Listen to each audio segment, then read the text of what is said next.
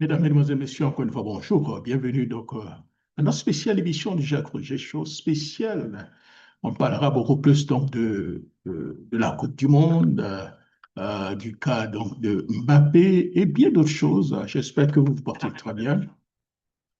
Avant donc de faire donc le bilan des équipes africaines, il y a un point qui a attiré donc mon attention. J'en ai déjà parlé. Ceux qui vont sur ma page sur Facebook, nous avons déjà parlé, hein. C'est le cas de Kylian Mbappé qui a attiré réellement mon attention. Ces derniers temps, victime de beaucoup donc, d'attaques, de critiques, justifiées ou pas, mais j'ai trouvé un peu cela injuste. Au point de vue exactement de la performance de l'homme, ce qu'il apporte donc le football en général et surtout à la France. Jamais des Français n'ont critiqué Michel Platini, même au milieu donc, de ces scandales où on parlait beaucoup donc, de corruption. Les journalistes français, en parlant donc de Michel Platini, ils ne tarissent pas dans des loges. Mais quand il s'agit de Kylian Mbappé, tous les jours, il y a quelque chose à dire. On sait il est victime de beaucoup donc, de critiques, d'attaques, de tout ce que vous voyez, que ce soit en équipe de France, PSG qui a des comptes à régler donc avec lui, au Real de Madrid, avec l'attitude donc de ses coéquipiers. Kylian Mbappé donc les records imposent donc le respect. Le premier sujet donc de notre émission donc est consacré à un joueur qui continue donc de décrire donc l'histoire du football mondial, Kylian Mbappé.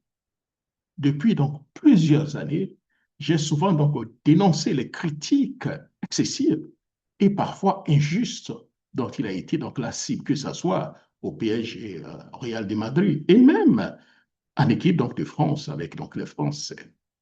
Aujourd'hui, cher ami, les chiffres parlent pour lui.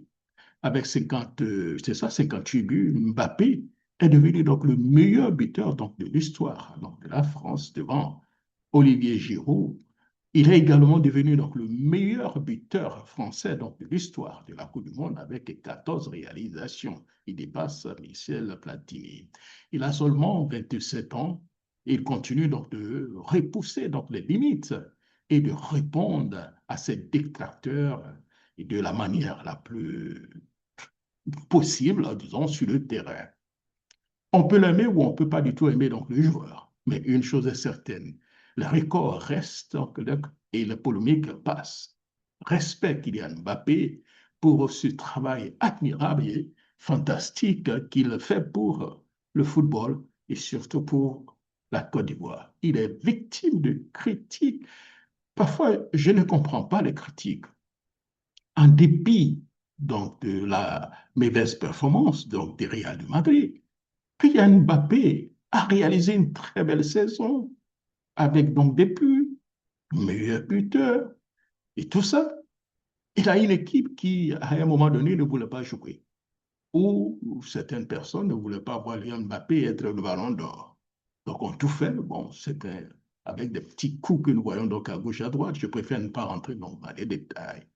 Mais pour moi, il faut accorder donc le respect à Kylian Mbappé. Alors, le deuxième segment que nous allons donc mettre sur la table, cher ami, c'est un peu le cas donc de la Côte d'Ivoire, TMS Faye.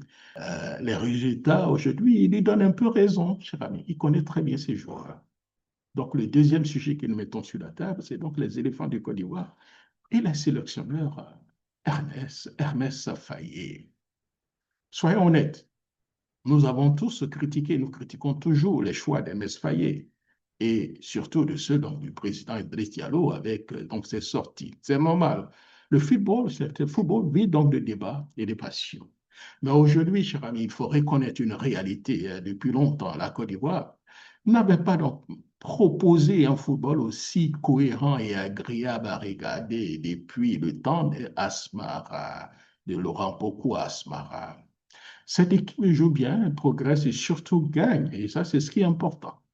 MS Faye connaît parfois dans son groupe. Ses choix, nous les critiquons, sont parfois contestés, notamment lorsqu'il décide donc de laisser donc Amad Diallo sur le banc donc de touche. Pourtant, chaque fois qu'Amad Diallo rentre sur le terrain en cours de jeu, il apporte quelque chose de très décisif. Alors, pourquoi on les critique? Pourquoi souhaitons que MS Faye fasse encore jouer forcément Amad Diallo en première mi-temps, alors que l'objectif, c'est de gagner? Pour ma part, je préfère donc laisser donc travailler le sélectionneur MS Faye. Je reste toujours libre de critiquer hein, lorsque cela nécessaire. Mais aujourd'hui, les résultats parlent donc en sa faveur. Nous allons réellement nous calmer un tout petit peu. Hein. Comme le disait parfois Idriss Diallo lui-même, quand je le critiquais, il me dit, écoute, Jacques Roger, l'entraîneur connaît donc ses joueurs. Et nous n'avons pas donc de luxe donc de prendre de lutte dans des grandes nations qui peuvent se permettre donc le choix d'un sentimentaux. Et le résultat aujourd'hui semble lui donner donc raison. Et c'est ce qui est beaucoup le plus important. Nous dirons tous donc allez donc les éléphants et nous attendons donc le prochain match des éléphants. Alors le troisième sujet, cher ami, que nous allons réellement mettre un peu sur la table, c'est surtout la présence donc de Tidiane Thiam à Philadelphie. Tidiane Thiam, grand supporter donc des éléphants, les gens ne le savent pas, mais Tidiane Thiam, c'était grand supporter. Hein, il supporte l'Arsenal, c'est très clair. Hein. Tidiane Thiam à Philadelphie, derrière donc les éléphants, il a porté son soutien. C'était donc le troisième sujet hein, que nous mettons sur la table, c'est la présence donc, remarquée donc, de Tidiane Thiam à Philadelphie. Le président donc, du PDCI a tenu à apporter donc, son soutien aux éléphants dans cette Coupe du Monde de 2026. Après donc la victoire précieuse donc, de la Côte d'Ivoire contre l'Équateur et à 0, Tidiane Thiam a partagé sa joie à de nombreux supporters ivoiriens présents donc, dans les tribunes. Il a communié avec le public, beaucoup donc, de militants, très optimiste pour la suite donc, de la compétition. Il estime que cette team ivoirienne possède donc des qualités nécessaires pour réaliser donc un grand parcours mondial.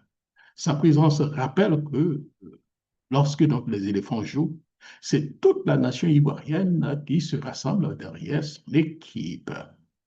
D'ailleurs, la Côte d'Ivoire est aujourd'hui, est désormais idéalement placée hein, pour viser donc une qualification historique pour le deuxième tour. Nous allons voir réellement ce qui cela va se passer hein, pour le deuxième tour de la compétition. Ça sera certainement une première fois donc, de voir donc, l'équipe ivoirienne aller donc, au deuxième tour de la compétition. Cette équipe joue, elle fait son petit bonhomme de chemin. Nous critiquons, nous avons donc des choix parfois, mais c'est un peu cela. Alors, le dernier sujet que nous allons réellement mettre sur la table, cher ami, hein, c'est donc le bilan, cher ami, donc le bilan des équipes africaines. Alors, je ne sais pas si nous avons donc le bilan, la table ici, voilà le bilan des équipes donc, africaines.